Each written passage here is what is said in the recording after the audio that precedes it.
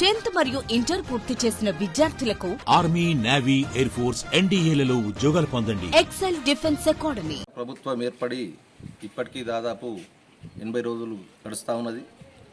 ప్రజాపాలనే ధ్యేయంగా రాష్ట్ర ప్రభుత్వం రేవంత్ అన్న గారి నాయకత్వంలో సుభిక్షంగా ఈ పరిపాలన పారదర్శకంగా కొనసాగుతుందని తెలియజేస్తూ ఉన్నాం. ఇప్పటికే ఇచ్చిన 6 గ్యారంటీల్లో భాగంగా 4 గ్యారంటీలు రాష్ట్ర ప్రభుత్వం అమలు చేయడం జరిగింది.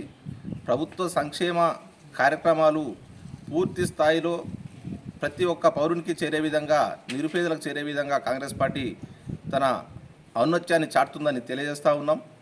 ఇంకా 2 గ్యారంటీలు అతి తొందరలోనే నెరవేరుతాయని ప్రభుత్వం 11వ తారీఖు నాడు రేపు ఇందిరమ్మ ఇండ్లను ప్రభుత్వ పరంగా శాంక్షన్ కోసం అధికారికంగా లాంఛనంగా ప్రకటించడం జరుగుతుందని తెలియజేస్తూ ఉన్నాం. అలాగే 12వ తారీఖు నాడు స్త్రీలకు ఇందిరా క్రాంతి పథకం ద్వారా ప్రతి ఒక్క మహిళకు చేయూత జరిగే విధంగా రాష్ట్ర ప్రభుత్వం 12వ తారీఖు నాడు కూడా ఒక సభ ద్వారా రాష్ట్ర మహిళలకు అందరికీ చేయూతనిస్తుందని తెలియజేస్తూ ఉన్నాం. రానున్న పార్లమెంట్ నియోజకవర్గ ఎన్నికల్లో కాంగ్రెస్ పార్టీ పార్లమెంటు స్థాయిలో ఎంపీ క్యాండిడేట్ను పార్టీ ఎవరు నిలబెట్టినా కూడా పూర్తి స్థాయిలో కార్యకర్తలు, క్రమశిక్షణ కార్యకర్తలై మెదక్ పార్లమెంటు నియోజకవర్గంలో ఖచ్చితంగా కాంగ్రెస్ సీటు గెలుస్తుందని తెలియజేస్తూ ఉన్నాం. రానున్న 10 సంవత్సరాలు కాంగ్రెస్ పార్టీ ప్రజల సంక్షేమం కోరే ఆలోచన చేసే పార్టీ కాబట్టి ఖచ్చితంగా రానున్న 10 ఏళ్ళు కూడా కాంగ్రెస్ పార్టీ అధికారంలో ఉంటుందని తెలియజేస్తూ ఉన్నాం. కల్లబొల్లి మాటలు చెప్పినటువంటి కేసీఆర్ గారు పూర్తి స్థాయిలో ఫామ్ హౌస్కే పరిమితమై, అప్పుడు ఫామ్ హౌస్కే పరిమితమైండు, ఇప్పుడు కూడా ఫామ్ హౌస్కి, ఎందుకంటే తనకు ఆరోగ్య పరిస్థితుల వల్ల మళ్ళీ ఫామ్ హౌస్కి పరిమితమైండు. కాబట్టి గజ్వేల్ నియోజకవర్గంలో బీఆర్ఎస్ లీడర్లు ఇదివరకు 10 ఏళ్ళ కాలంగా కల్లబొల్లి మాటలు చెప్తూ ఎన్నో రకాల కాంగ్రెస్ కార్యకర్తలనే కావచ్చు, గ్రామీణ స్థాయిలో ఉన్నటువంటి నాయకులనే కావచ్చు, ఎన్నో విధాలుగా హింసించినటువంటి కార్యక్రమాలు ఉన్నాయి.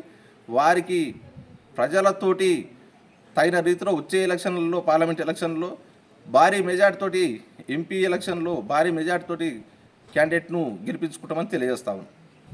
అధికారం కోల్పోయినటువంటి బీఆర్ఎస్ పార్టీ, ఫస్ట్ టీఆర్ఎస్ ఉండే, తర్వాత బీఆర్ఎస్ అని పేరు పెట్టుకున్నటువంటి పార్టీ తన ఊరికి బీఆర్ఎస్ పేరుతోటి పూర్తిగా కోల్పోయింది. ఇప్పుడు రానున్న ఎంపీ ఎలక్షన్లో తెలంగాణ రాష్ట్ర వ్యాప్తంగా మెజార్టీ అన్ని సీట్లను కూడా కాంగ్రెస్ పార్టీ గెలుచుకుంటుందని తెలియజేస్తా ఉన్నాం. ఈ గెలుపు తర్వాత పూర్తి స్థాయిలో బీఆర్ఎస్ పార్టీ అనేది కన్వర్గ్ అయిపోతుందని తెలియజేస్తూ ఉన్నాం.